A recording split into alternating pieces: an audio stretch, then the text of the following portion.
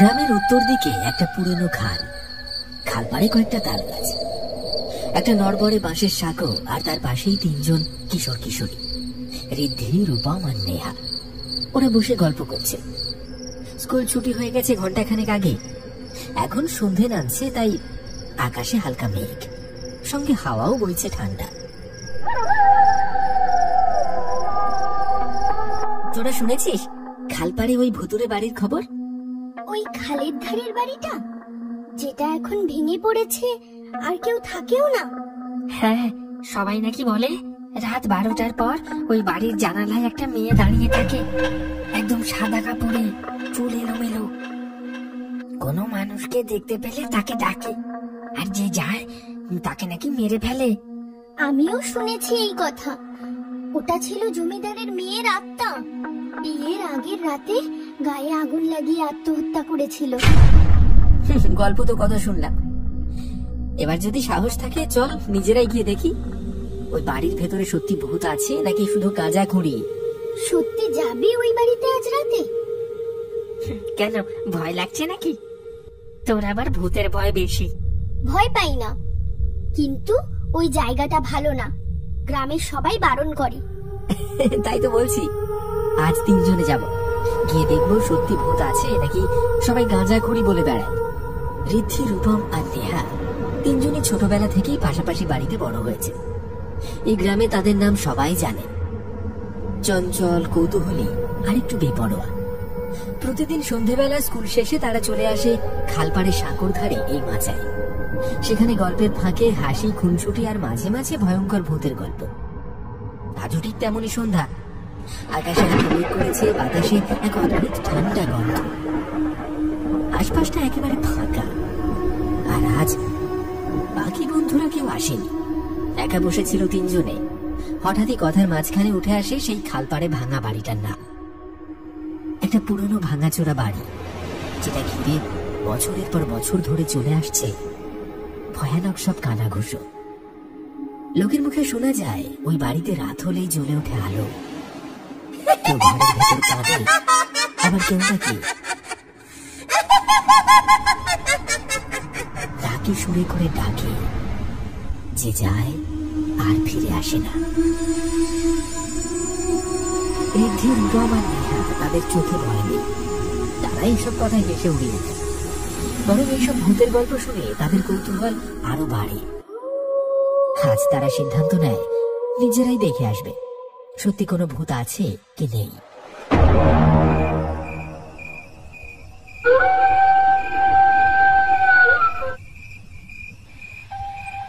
তিনজনেই হাতে লাইট নিয়ে রওনা দিয়েছে সেই ধ্বংসপ্রায় বাড়ির দিকে। চারপাশ নিস্তব্ধ, ফাঁকা রাস্তা ধরে ধীরে ধীরে হেঁটে চলেছে তারা।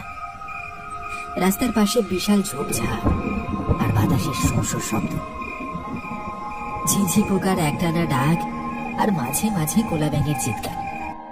বাতাসে হঠাৎ করেই ঠান্ডা আর ভারী একটা অনুভূতি ছড়িয়ে পড়ে। রূপম হালকা কাঁপতে কাঁপতে বলে, এই রাস্তা দিয়ে তো দিনের বেলাতেও লোক হাঁটে না, আর আমরা যাচ্ছি এই অন্ধকারে।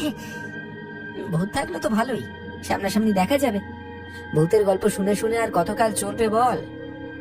নেহা কিছু বলে না, তার চোখে ভয়, কিন্তু পা থামে না। এক অজানা টানে সে এগিয়ে চলে সেই বাড়ির দিকে, যেখানে হয়তো সত্যি কেউ অপেক্ষা করে আছে, অপেক্ষা করে আছে শুধু ওদের জন্য।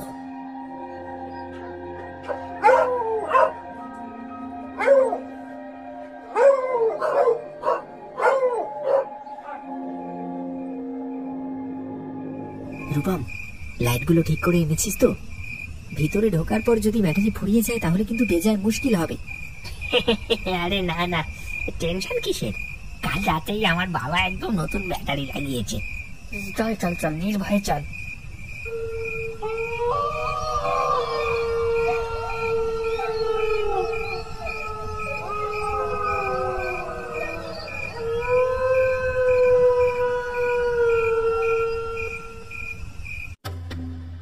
ঋদ্ধি, রূপম, একটা কথা বলি শোনো। ভেতরে ঢোকার আগে আর একবার ভেবে দেখো, এই জায়গাটা ঠিক স্বাভাবিক নয়। আমি বলছি এখানে কিছু একটা গড়বড় আছে, আমাদের বিপদ হতে পারে। আরে এত ভয় পাচ্ছিস কেন? আমরা তিনজন একসাথে আছি না, আরে ভয় পাওয়ার কিছু নেই, চল চল। তারা তিনজন ধীরে ধীরে এগিয়ে এসে দাঁড়ালো সেই অভিশপ্ত ভুতুড়ে বাড়ির সামনে। ঘোর অন্ধকারে চারিদিক নিঝুম, নিস্তব্ধ। আশেপাশে কোনো জনমানবের চিহ্ন নেই, এমনকি ঝিঝি পোকার একটি ডাকও শোনা যাচ্ছে না। তিনজনের চোখে ভয় স্পষ্ট, কারো মুখে কোনো কথা নেই। তারা চারপাশটা ভালো করে তাকিয়ে দেখলো সামনে দুটো তাল গাছ মাথা উঁচু করে দাঁড়িয়ে আছে, যেন পাহারাদার। হাওয়ায় গাছের ডাল দুলছে ভয়ঙ্কর ভাবে। এক মুহূর্তে গা ছমছম করে উঠল তাদের। দূর থেকে ভেসে আসছে শিয়ালের ডাক।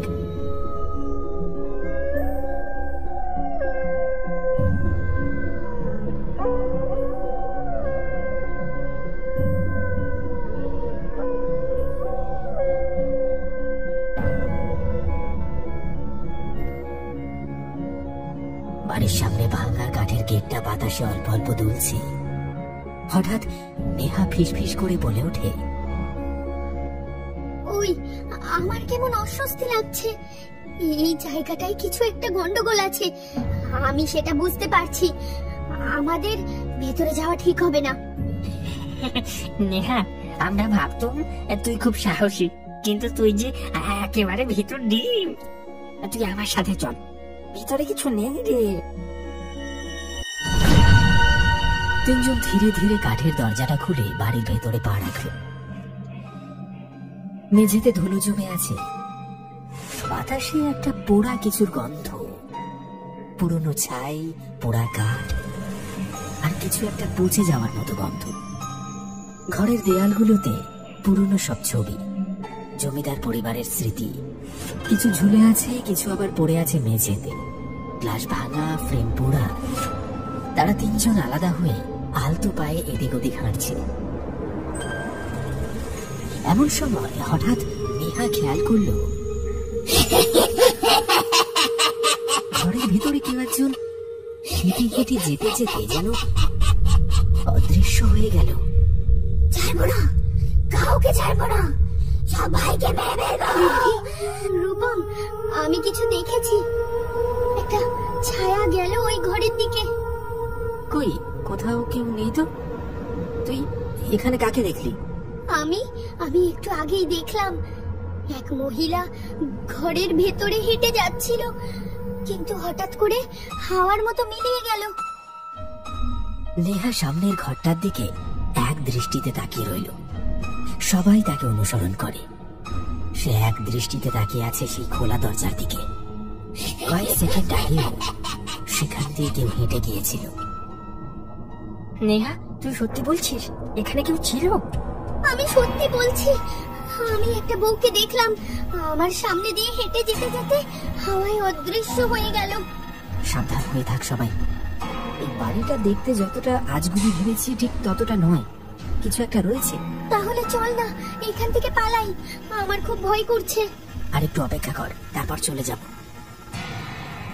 তারা ধীরে ধীরে এগিয়ে গেল সেই ঘরের দিকে। দরজার কপাটটা আধ খোলা। হালকা ঠান্ডা বাতাস আসছে ভেতর থেকে, আর ভেসে আসছে কারণ নুপুরের শব্দ, যেন ভেতরে কেউ হেঁটে চলে বেড়াচ্ছে। রীতি কাঁপা কাঁপা হাত বাড়িয়ে দরজাটা ঠেলল। একটা ক্যাচ ক্যাচ শব্দ করে ধীরে খুলে গেল পুরনো কাঠের কপাট। ঘরের মাঝখানে একটা পুরনো কাঠের বিছানা, আর বিছানার এক পাশে পড়ে রয়েছে একটা কঙ্কাল।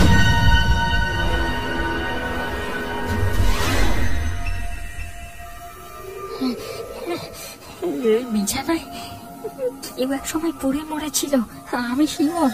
না না, এটা খেলা না, এই বাড়িতে কিছু একটা আছে। ও চায় না আমরা এখানে থাকি।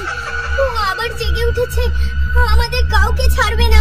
তারা পালাতে যাবে, ঠিক তখনই ঘরের জানালার কাছে হঠাৎ দেখা গেল একটা মুখ।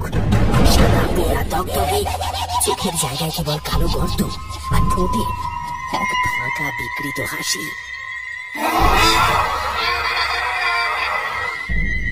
তিনজনে একসাথে চিৎকার করে পিছিয়ে আসে। হঠাৎ করে দরজাটা ভেতর থেকে বন্ধ হয়ে যায়।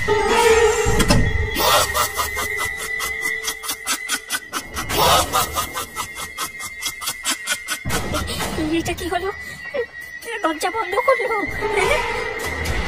হঠাৎ করে ঘরের বাতাস ভারী হয়ে উঠল। একটা পোড়া গন্ধে গোটা ঘর ভরে উঠেছে। তিনজনই দরজায় ধাক্কা মারতে লাগলো, কিন্তু দরজা খুলতে পারল না। সবার কানে ভেসে আসছে একটা মেয়ের কান্নার শব্দ।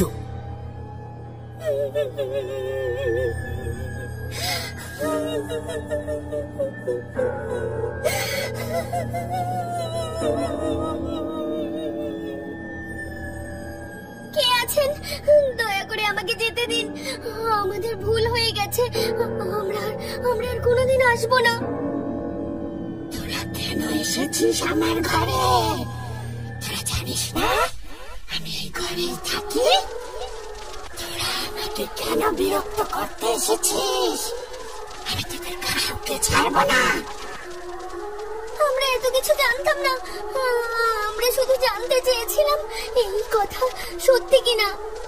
সব সত্যি, কিন্তু তোরা এসেছিস মজা নিতে। সবকিছুতেই হাসি ঠাট্টা। আজ তোদের মজা দেখাবো।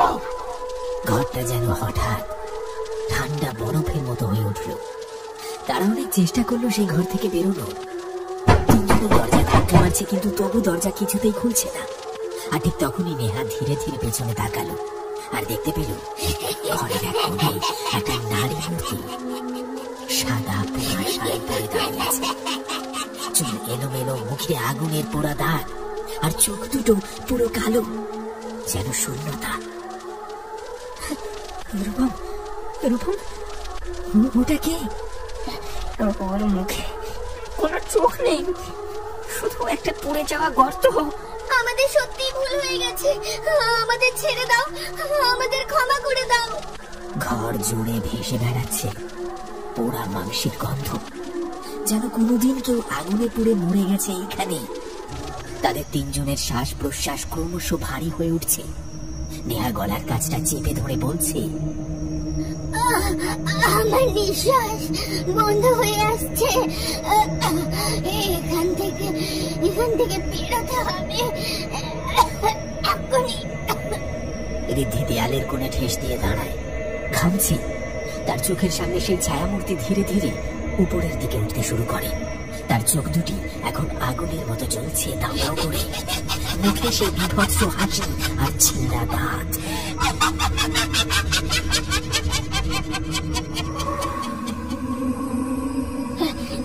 এই হাসি বন্ধ করো, এই হাসি, আমার মাথা ফেটে যাবে। ঋদ্ধি চোখ বড় বড় করে দেখে ছায়া ধেয়ে আসছে তার দিকে।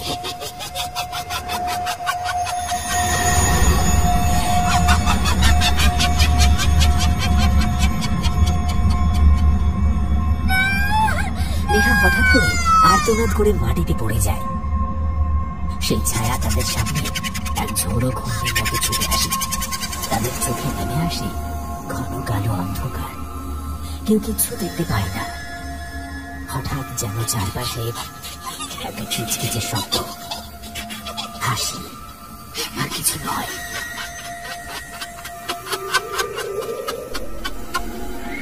তিনজন মাটিতে ঢলে পড়ে।